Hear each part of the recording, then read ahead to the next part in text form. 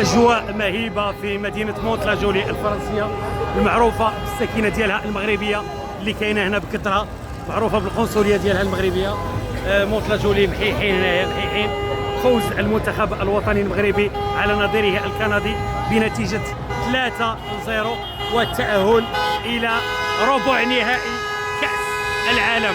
ربع نهائي هذه السنة يوازي نصف نهائي 2022 لأننا لعبنا 5 المقابلات في 2022 وصلنا نصف النهائي. اليوم لعبنا 5 المقابلات وصلنا لربع النهائي. المغاربة أينما ذهبت تلقاهم واجدين وتلقاهم حاضرين كما قيل، ولو ذهبت إلى المريخ لوجدت المغاربة موجودين. سي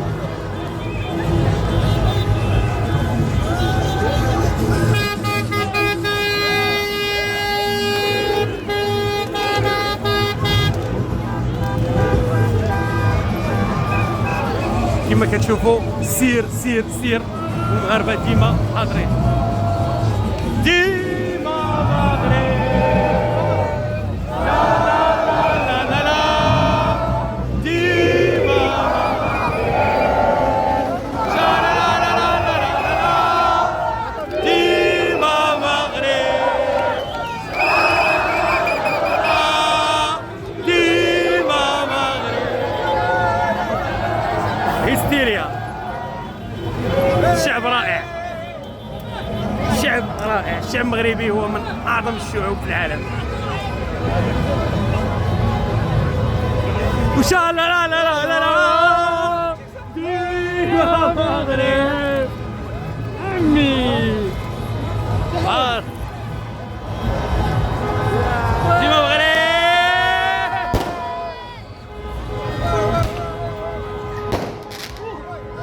مرونة مرونة.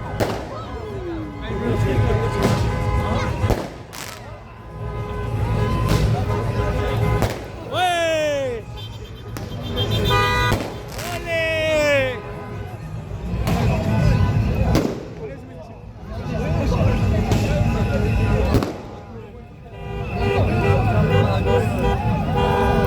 ألعاب نارية مدينة مونتلاجولي.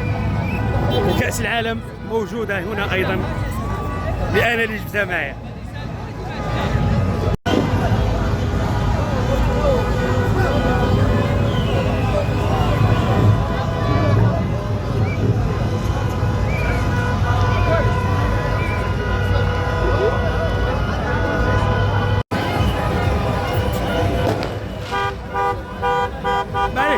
C'est mon fils, c'est mon fils.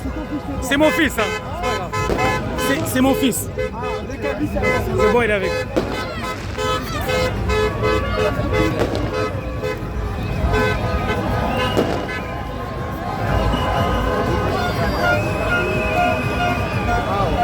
اسمع.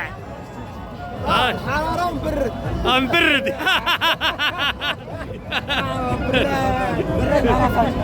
صحة، مبروك علينا. ديما مغرب.